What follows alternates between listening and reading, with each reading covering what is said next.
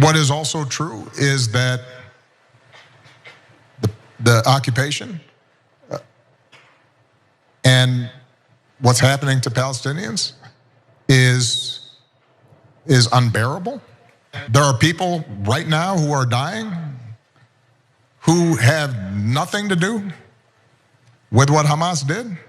That was former President Barack Obama weighing in on the brutal airstrikes that have been killing innocent civilians in the Gaza Strip, drawing attention to the unbearable deaths of these innocent Palestinians. Now, Obama made these statements during an appearance on Pod Save America. Here's more of what he had to say. What Hamas did was horrific, and there's no justification for it. And what is also true is that the occupation and what's happening to Palestinians is unbearable. If you want to solve the problem, then you have to take in the whole truth.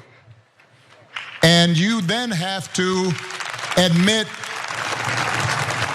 nobody's hands are clean, that all of us are complicit to some degree. I look at this and I think back, what could I have done during my presidency to move this forward as hard as I tried? I've got the scars to prove it. But there's a part of me that's still saying, well, was there something else I could have done? That's the conversation we should be having. Not just looking backwards, but looking forward.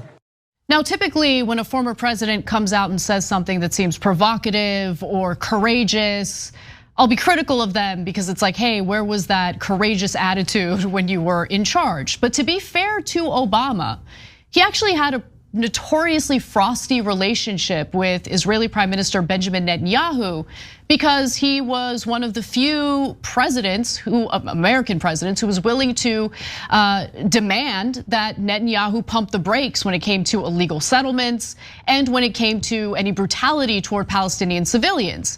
And he also bumped heads quite a bit with Netanyahu when he secured the Iran nuclear deal, which I'll give you more details about in just a moment. Netanyahu did not want an Iran nuclear deal. Netanyahu has always been thirsty for war with Iran, and of course not to fight that war with just the IDF, but to pressure the United States to involve its own military in that war.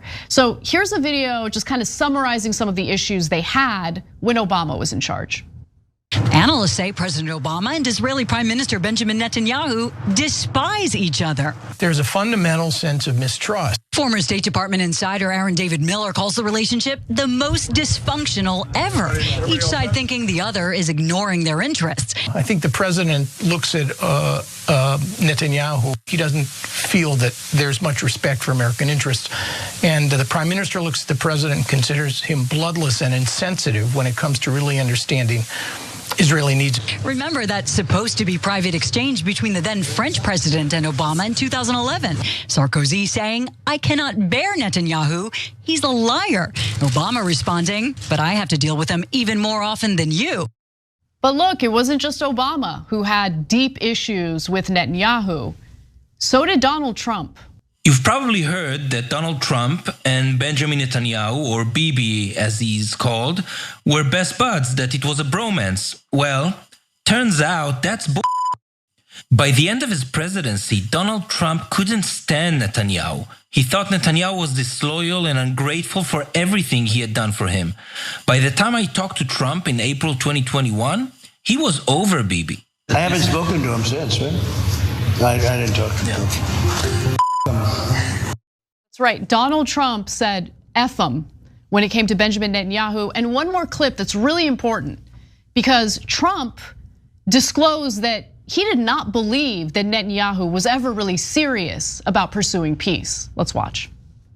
What a lot of people don't know is that actually in the first year of his presidency, and Trump told me this, his relationship with Palestinian President Mahmoud Abbas was very, very good.